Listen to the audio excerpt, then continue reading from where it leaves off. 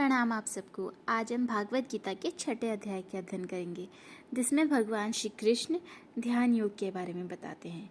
भगवत गीता का 6ठा अध्याय ध्यान योग में भगवान श्री कृष्ण अर्जुन को आत्म संयम, साधना और ध्यान के मार्ग की शिक्षा देते हैं।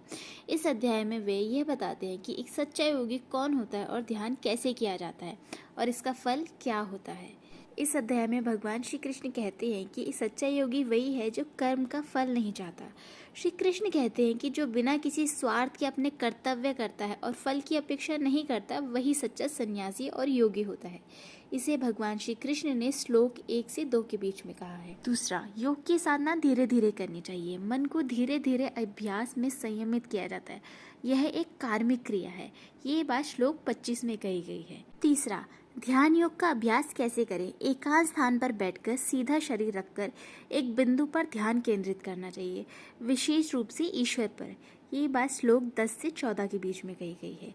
चौथा, मन को संयमित करना चाहिए। मन चंचल होता है, लेकिन अभ्यास और वैराग्य से इसे नियंत्रण में लाया जा सकता है। श्लोक 35। पांचवा, सभी प्राणियों में समान दृष्टि रखना।